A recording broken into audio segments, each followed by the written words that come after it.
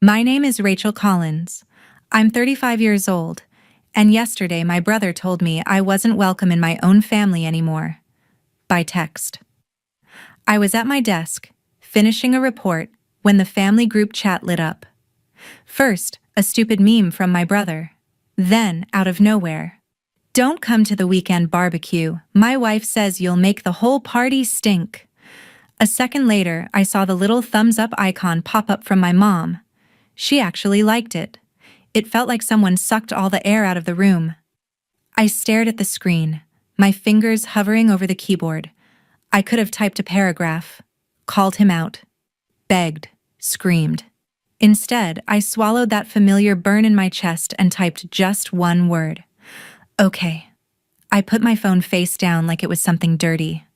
But you know what's funny? Less than an hour later, my work email pinged. A new appointment request for Monday morning. New clients. Urgent. A married couple trying to save their business. Scheduled to meet with me, the senior officer in charge of approvals. I glanced at the names and froze. Same last name as my brother's wife. Same first name, too. I actually laughed. One of those cold, disbelieving laughs that doesn't sound like it belongs to you. They had no idea who R. Collins at this office was. They just knew I had the power to say yes or no to the one thing they were desperate for. I sat back in my chair, the humiliation from that text burning under my skin, and a thought hit me so hard it scared me. What if this time I didn't just swallow it? What if this time I let the consequences land exactly where they deserved? 2 days later, when my brother and his wife walked into my office and realized who I was, she started screaming so loudly the whole floor went silent. Before I tell you what she said, and what I decided to do with the power in my hands, tell me in the comments, what time is it for you right now, and where are you watching from? I want to see how far this family BBQ disaster is traveling. The thing about that text is, it wasn't just about a barbecue. It was the final straw on a pile that had been crushing me for years. My younger brother, Lucas, always got away with everything. I was the one who worked 2 jobs in college, helped with the bills, and still got labeled cold because I didn't show up to every family dinner with a fake smile. When Lucas met Anna, she clocked me in one look. Successful, single, no kids, no chaos. In her mind, that made me arrogant. In my mom's mind, that made me too independent for my own good. In every group chat, Anna's jokes about me were just teasing, and if I pushed back, I was too sensitive. But when I saw my mom like that text about me making the party stink, something cracked. How did we get here? How do you go from babysitting your kid brother so he doesn't flunk high school to being treated like a virus that ruins the vibe? That night, I sat alone in my apartment, phone face down on the table, the silence almost loud. My best friend Chloe called after seeing my okay in the chat. "Rach, what happened?" she asked. I read her the text. She went dead quiet, then said, "So, they don't want you at a barbecue, but they want your help every time something explodes in their lives, right?" I didn't answer. We both knew the truth. I'd lent Lucas money more times than I could count. I'd looked over contracts for him for free. When he and Anna bought their house, I was the one who explained every line in their mortgage document so they wouldn't get screwed. "You know what's wild?" Chloe continued. "They see your value when it benefits them. The rest of the time, you're the problem. How long are you going to keep playing along?" That question stuck to my ribs. How long was I going to keep playing along? I checked my work calendar again. Monday. Emergency business consultation. Lucas and Anna's names staring back at me from the screen. They were applying for a critical extension on a business line of credit connected to their house. If they didn't get approved, they were in real trouble. "They don't know it's you, do they?" Chloe asked when I told her. "Nope," I said. "They'll walk in expecting some stranger to save them." "So what are you gonna do?" she asked quietly. I looked at the glowing screen, at my brother's name, at Anna's, Am I supposed to keep being the good daughter, the responsible sister, the one who swallows everything and fixes everyone else's mess? Or is it finally okay to let them feel what they've been dishing out all these years? On Sunday, while they were probably out in my mom's backyard clinking glasses and pretending I didn't exist, I was sitting under cold office lights with their entire financial life spread across my desk. Most people spend their Sundays in sweatpants. I spent mine in business casual armor, staring at spreadsheets that would decide whether my brother's perfect little family kept their safety net or not. I work at a financial firm that handles mid-sized business lines of credit and restructuring. Nothing glamorous, but every yes or no we stamp can save a family's livelihood or quietly wreck it. I typed in their case number and pulled up the file. At first glance, it looked like every other desperate application I see. Neat wording, big promises, and numbers that tried way too hard to sound confident. Their business, a small home renovation and design company, was described as stable with strong growth potential. Cute. The income statements told a different story. I went line by line. Revenue was down 3 quarters in a row, expenses up. Consulting fees that appeared right around the same time their Instagram suddenly started showing off a fully remodeled kitchen and expensive outdoor furniture. One equipment upgrade that suspiciously matched the cost of a designer stove. I checked the supporting bank statements. They hadn't even tried that hard to hide it. Then I saw it. A small internal note from a previous mortgage interaction. Client mentioned sister, R. Collins, as financially savvy and previously provided informal guidance on loan documents. My own name, inside their file, used like a reference. They had dragged my credibility into the system as a shield, while telling me I'd make their barbecue stink. The irony was so sharp I actually laughed under my breath. My phone buzzed on the desk. The family group chat lit up with photos. Mom's backyard, strung with fairy lights I helped her pay for when she couldn't afford it. The long table I'd helped assemble when she moved in.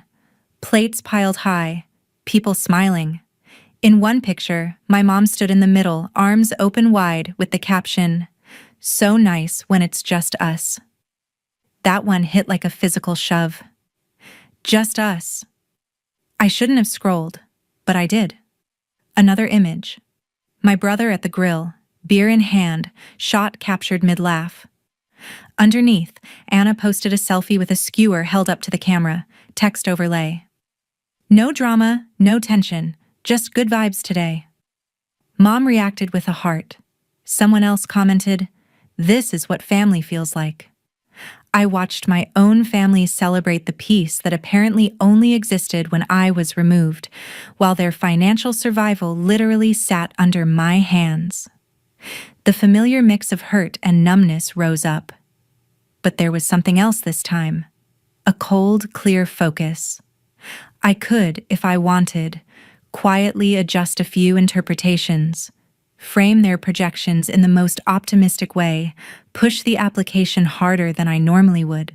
I could be the dependable big sister again, the invisible backbone no one invites but everyone relies on. Or I could do what I was actually paid to do, follow the guidelines, assess the risk honestly, and stop carrying people who would happily watch me eat alone for the rest of my life. I took a deep breath and pulled the company policy binder closer. I flipped to the section on high-risk restructuring. I started highlighting income inconsistencies, overstated projections, lifestyle spending that didn't match reported earnings. All those little red flags we're trained to see. I underlined them without mercy. Not because I wanted to destroy them, but because this was the first time I refused to lie to protect them. Every stroke of my highlighter felt less like punishment and more like a line drawn in the sand. My phone vibrated again. Another photo. This time, my mom hugging Anna, both of them laughing. Someone in the chat had written, "My favorite girls." Underneath, Lucas replied, "Family, over everything." I stared at those 3 words until they blurred. Family over everything. Funny how that never seemed to include me. I locked the phone and set it face down. Then I opened my email and typed to our scheduling assistant. Please confirm tomorrow's appointment with Mr. and Mrs. Carter. Let them know they'll be meeting directly with Senior Officer Rachel Collins. I hovered over send for a second. If they actually read the confirmation carefully, they'd see my full name and have time to cancel, reschedule, or at least prepare themselves. But deep down, I knew them. They didn't pay attention to details until it was almost too late. That was why we were here in the first place. I hit send. The tiny whoosh of the email leaving felt like a switch being flipped. I wasn't plotting some cartoon-style revenge. I wasn't sabotaging anything behind the scenes. I was simply refusing to save them at the cost of myself. If the truth hurt them, that was on them, not me. As the sun set outside the window, the office floors around me darkened one by one. I was alone with a glowing screen, a stack of highlighted policies, and the raw ache of realizing my family only seemed to value me when I could quietly fix their messes. Tomorrow, when they walked into my office expecting a faceless professional to rescue them, they'd find the sister they'd just voted out of their perfect day. And for the first time in my life, I wasn't sure if I wanted to rescue them at all. Monday morning, I got to the office before the sun had fully burned the gray out of the sky. I wasn't sure if I was trying to be professional or just trying to outrun my own nerves, but I needed the quiet. I made coffee, sat at my desk, and laid everything out like I was prepping for a court case. File, policy guidelines with my neon highlights, a notepad with key risk points, even a clean pen so I wouldn't have an excuse to fidget. I read through their application one more time, forcing myself to see it the way any other senior officer would. Shaky numbers, inflated confidence, and just enough real potential to make it a tough call. No shortcuts, no special treatment, no invisible big sister discount. Just the truth. Around 8:30, my coworker Mark poked his head into my office. "You're here early," he said, eyebrows raised. "Got a whale coming in today?" I gave him a small, tight smile. "Something like that," I replied. "Complicated file. High emotions." He laughed. Isn't it always? Just remember, numbers don't have feelings." "People do," I muttered under my breath as he walked away. The clock ticked louder than usual after that. At 8:55, I found myself staring at the little digital panel on the wall that showed the elevator numbers climbing. 1, 3, 5, 7. My stomach tightened with each ding. I straightened the stack of papers, even though they were already perfectly aligned. I checked my reflection in the darkened window. Hair neat, makeup subtle, expression neutral, professional, impenetrable. At 8:59, there was a soft knock. My assistant opened the door a second later, her usual calm voice floating in first. "Good morning, Mr. and Mrs. Carter. Right this way." They stepped in, and for a weird half-second, it felt like I was watching a scene on a screen, not living it. Lucas, in a slightly wrinkled button-down, trying to look respectable instead of exhausted. Anna in a fitted blazer that was trying just a bit too hard to scream, put together, her hair and makeup flawless in that curated Instagram wife way. Their eyes did a quick sweep of the room, desk, window, certificates on the wall, looking for the important person who could save them. They didn't recognize me at first. It was surreal. My own brother standing 3 yards away in my office, and I was just background furniture to him. Then his gaze landed on my face. He froze. His mouth actually dropped open a little. "Rach," he breathed, like I was a ghost. Anna's head snapped toward me. For a moment, her brain clearly tried to reject what her eyes were seeing. Then the blood rushed into her face so fast I thought she might pass out. "You have got to be kidding me," she blurted, voice pitching up, already too loud for the hallway outside. No, No, this is some kind of sick joke. We're not doing this with her. My assistant, still standing by the door, glanced at me with a quick, "Do I leave?" look. People in the neighboring offices had already glanced up. This was exactly the kind of scene I usually spend my life avoiding. I kept my voice calm. "Please close the door," I said to my assistant. She did. The soft click felt like sealing a vacuum. "Have a seat," I said to them. My heart was beating hard enough that I could feel it in my throat, but on the outside, I was steady. Lucas took half a step forward like he might try to hug me or maybe just get closer to read my face. Then he seemed to think better of it. We had an appointment with a senior officer," he said, his voice wobbly. "With, Ms. Collins?" He sounded like he was still hoping someone else would burst in and say, "Just kidding, wrong room." "You do," I replied evenly. "I'm Senior Officer Collins." I watched the words land. Anna let out a short, disbelieving laugh, the kind people use when they're seconds away from losing control. "You're telling me," she said slowly, "that our entire future depends on her?" She didn't even look at me when she said it. She looked at the wall, the certificates, the floor, anywhere but my eyes. The same woman who can't even show up to a simple family event without making it awkward somehow, now gets to decide if we keep our business? "Funny," I said, tilting my head just a little, "because 2 days ago, you were very comfortable putting in writing that I would make the whole party stink just by being there. And now, here you are, in my office, asking for help." Lucas flinched like someone had slapped him. "Rach, can we not do this?" he mumbled. "Can we talk about this like adults? Not like that?" The old version of me, the one they counted on, would have folded right there. I would have apologized for overreacting, smoothed it all out, pretended words didn't have weight, but I wasn't her anymore. I folded my hands on the desk. "We are going to talk like adults," I said, "which is why we're going to keep this meeting focused on your file and the reality of your situation. I am obligated by policy to disclose that you can request a different officer if you feel uncomfortable." I paused, making sure they heard that. "But I'll tell you right now, another officer won't know your history, won't know your tendencies, and won't be inclined to give you the benefit of the doubt the way I still might. Also, given the state of your application, there is no guarantee they'll be as patient." Anna finally dropped into the chair like gravity had yanked her down. She crossed her arms over her chest, a physical barrier. "So we're trapped," she muttered. "Either we trust you, or we roll the dice with a stranger who might slam the door in our faces." "You're not trapped," I corrected her. "You're accountable. There's a difference. You came here because you need help, and because you burned enough bridges that this was your last best shot.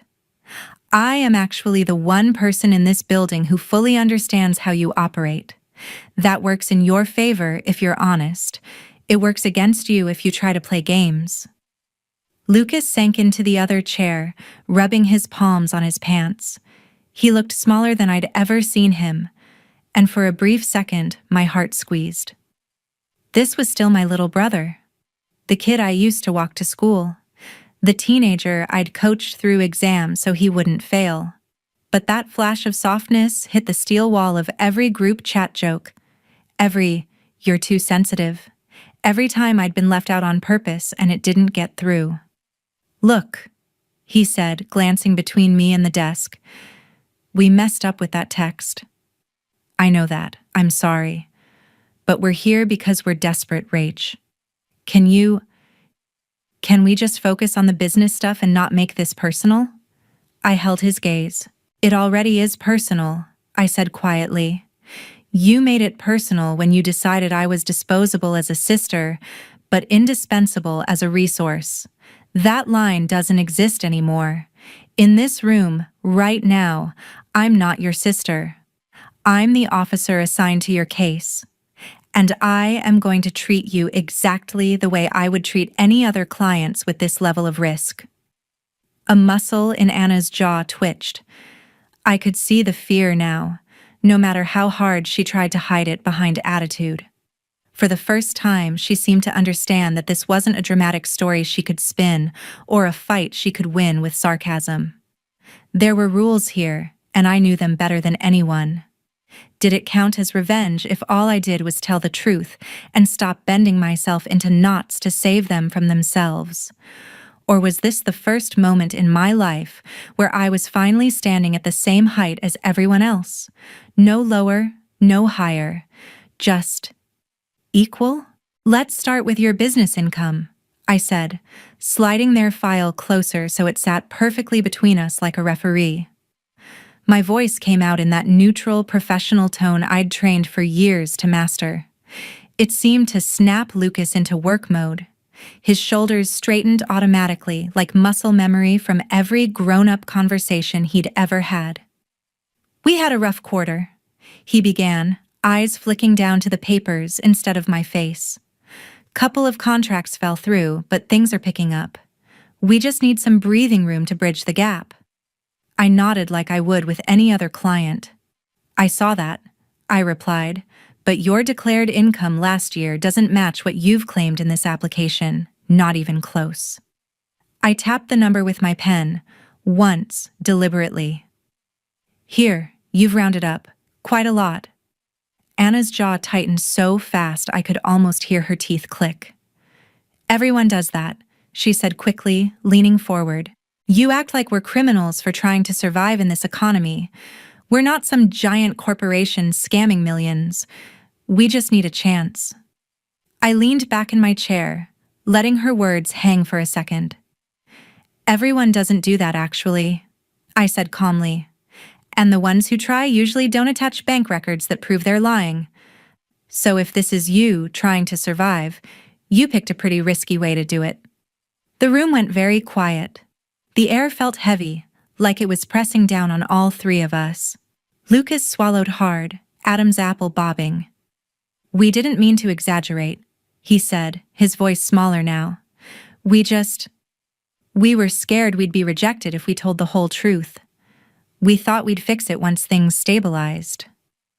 You know what scares me? I replied, looking straight at him.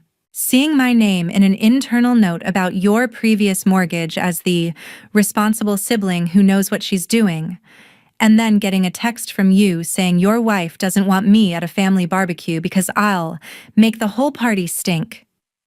That's what scares me, the way you can hold those two versions of me in your head at the same time. Lucas winced like the words physically hurt. Anna rolled her eyes, the move so familiar it made my skin crawl. Oh my God, are you seriously dragging that in here? She snapped. This is business, Rachel. That was a joke. If you can't take a joke. If it was a joke, I cut in, why did my mom like it? Why did you leave it up? Why didn't you follow up with another message saying, kidding, of course you're invited? Why was humiliating me in front of the whole family chat so easy for you? For a moment, the mask slipped. I saw it clearly, beneath the gloss and sarcasm, deep, ugly resentment. Because you walk around like you're better than us, Anna shot back, her voice dropping into something low and sharp. With your fancy job, and your quiet apartment, and your zero responsibilities, you never had to fight like we did. You show up to family stuff with that face like you're judging everyone, and then you leave early because you're tired. You suck the air out of the room with your judgment. My judgment? I repeated, keeping my tone steady even though my hands were starting to tremble under the desk. Or your insecurity? Her eyes flashed, but she didn't deny it. Lucas shifted in his seat, rubbing his palms on his thighs like he could scrub the tension off. Rach, please, he whispered, finally meeting my eyes. We're hanging by a thread here. We could lose the house, the business. We've made mistakes. I know that. But can't we just put that aside and focus on the numbers? Just this once? Something in me snapped at those 3 words. Just this once. because it had never been just once, it had been my entire life. "No," I said, cutting him off, surprising even myself with how calm it sounded. "We've been putting things aside my whole life. I've been swallowing comments, swallowing hurt, swallowing disrespect because it came with the label family. We've treated my feelings like they're optional, negotiable, something we can circle back to later if there's time. But there's never time, is there? There's always some bigger crisis that needs me to shut up and fix it." I pulled the policy printouts closer and flipped to the page I'd highlighted in neon yellow. "Here's the situation," I said, sliding the guidelines slightly toward them. "Based on policy, I can't approve this as is. The numbers don't match. Your declared income doesn't align with your actual records, and your spending pattern increases the risk. If this were any other client, this file would either be rejected immediately or kicked back for major corrections." I tapped the page with my pen again, softer this time. "However, if you amend your application truthfully, scale back the amount you're requesting, and accept stricter terms, higher interest, tighter monitoring, then there's a chance it can go forward for committee review." Anna stared at me like she wanted to leap across the desk and claw my face. "Those terms will kill us," she hissed. "We're already barely keeping our heads above water. You tighten it any more, we drown. You're doing this on purpose. You could push it through. You have the power to make this easier, and you're choosing not to because your feelings are hurt." I met her gaze without blinking. "No," I said quietly. "For once, I'm not using my position to quietly fix a mess you created. For once, I'm not bending rules or stretching interpretations because it's family. I'm following the guidelines. The same guidelines I follow for strangers who have never called me toxic, never mocked me in a group chat, never treated me like an embarrassment they have to manage." Lucas's shoulders sagged like someone had let the air out of him. He stared at the papers, then at me. "So that's it?" he muttered. "You're going to watch us drown? Watch my kid lose his home? Because we hurt your feelings?" The question landed like a punch, right in the center of my chest. A part of me wanted to flinch, to rush in with reassurance, to say no. Of course I wouldn't let that happen. I'll fix it like always. Another part of me, the part that had eaten dinner alone while my family toasted no drama, no tension without me, stayed very, very still. Was I watching them drown? Or was I finally refusing to drown for them? "I'm going to watch you live with the consequences of your decisions," I said slowly. "The same way I've lived with mine. I chose to build a stable life. I chose to be careful, to read contracts, to think ahead. You chose to fudge numbers, overspend, and send cruel messages you thought would never come back to cost you. That's not me drowning you. That's you finally hitting the wall you've been speeding toward for years." They both went quiet. The only sound in the room was the distant hum of the air conditioner and the faint tapping of someone's keyboard outside. As they stared down at the documents on my desk, I felt something shift inside me. Not a giddy sense of victory, not the sharp thrill of revenge I thought I'd feel, but a heavy, complicated mix of power and grief.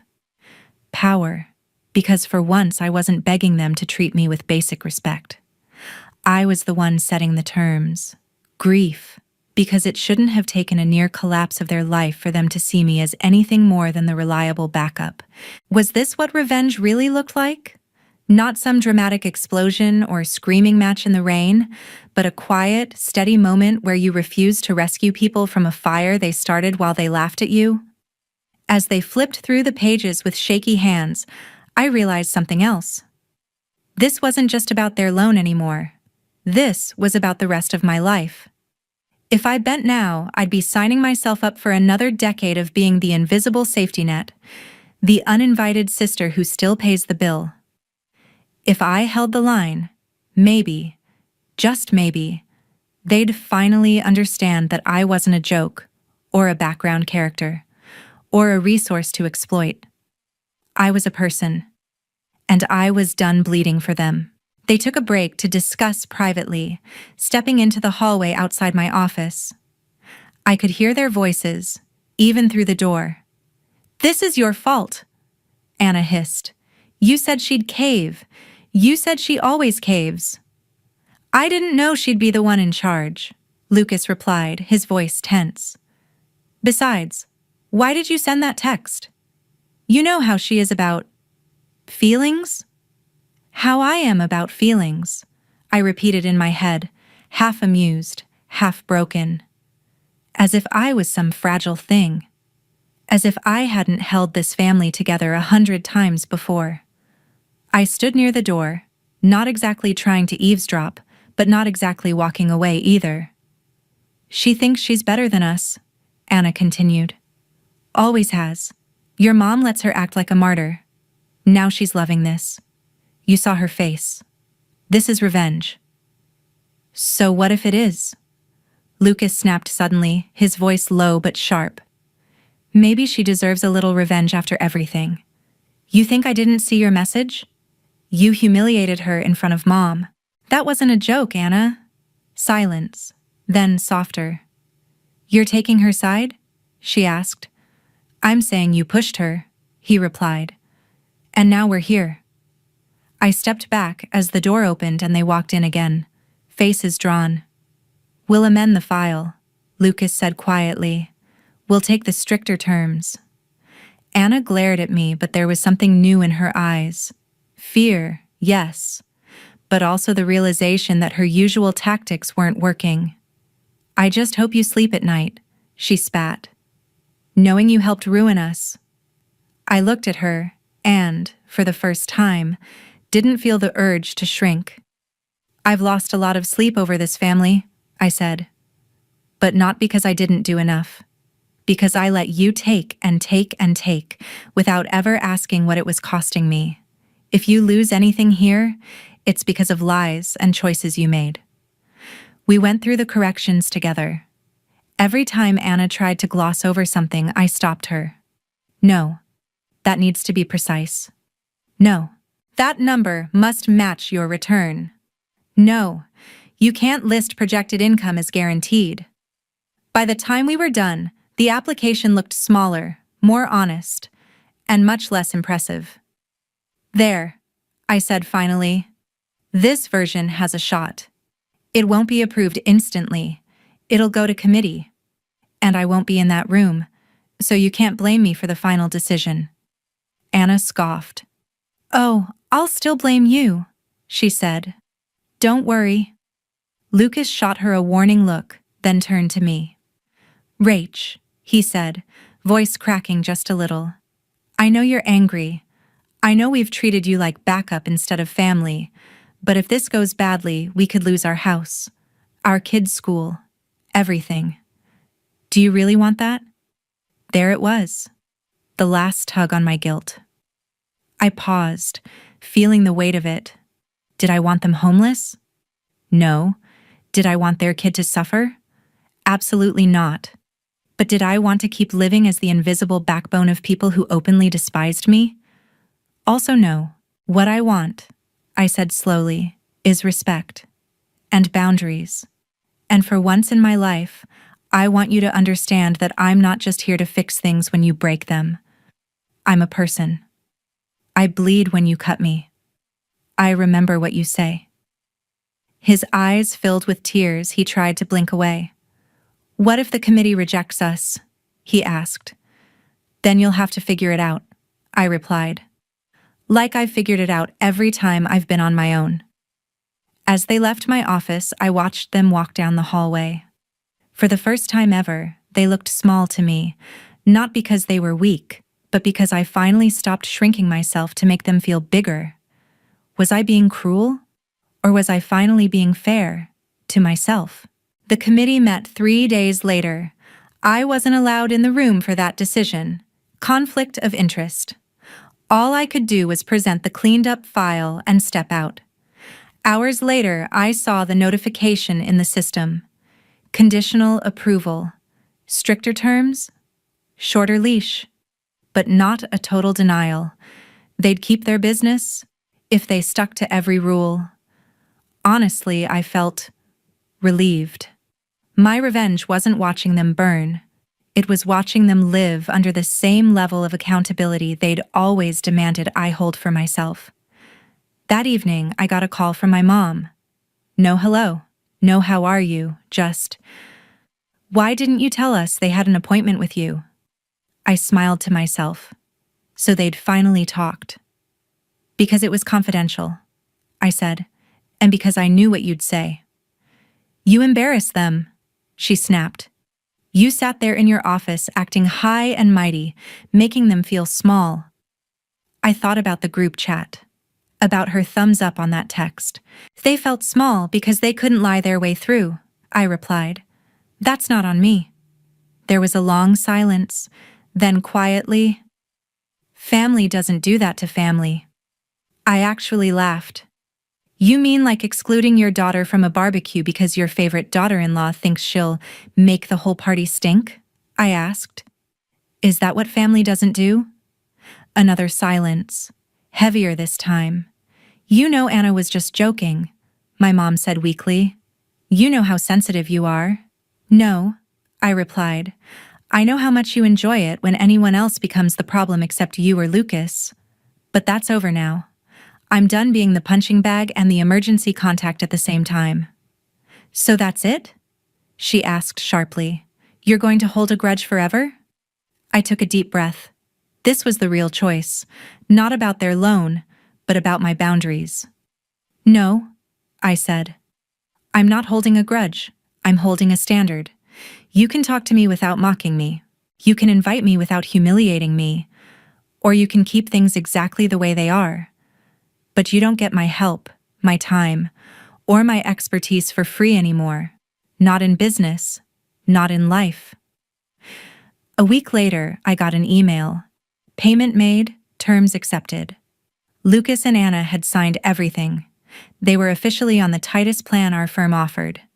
That same day, a new message popped into the family group chat from Lucas. I owe you an apology, he wrote. You didn't have to help us. You could have sunk us. I'm sorry for what Anna texted. I'm sorry I didn't stop it. I'm sorry I let Mom pile on. I've been a coward. Seconds later, Mom replied, Let's not make drama out of nothing. Anna left the chat. Literally left. The little notification appeared. Anna has exited the group. I stared at the screen, feeling a strange mix of satisfaction and sadness. Chloe texted me separately. So, did you get your revenge? I thought about it. About Anna screaming in my office. About Lucas finally seeing me as more than a backup plan. About my mom clinging to her version of the story. About me, sitting alone in my apartment but feeling, for the first time, at peace. I didn't get revenge, I typed back. I got clarity and boundaries. The next weekend, there was another barbecue. I was invited this time, in a separate text from Lucas, not in the group chat. I stared at it for a long moment. Maybe one day I'll go. Maybe one day they'll earn back that version of me who shows up with dessert and helps with the dishes. But not yet. That night, instead of going to their house, I made myself a small dinner, lit a candle, and opened my laptop to watch something stupid and funny. My phone buzzed with messages I didn't check. For once, the silence felt like a choice, not a punishment. So let me ask you, if you were in my shoes, would you have pushed the application through and saved them completely? Or would you have done exactly what I did and let them feel the weight of their own choices? Tell me in the comments. And don't forget to follow, because I have a feeling this isn't the last time my family underestimates the girl they tried to cut out of the barbecue.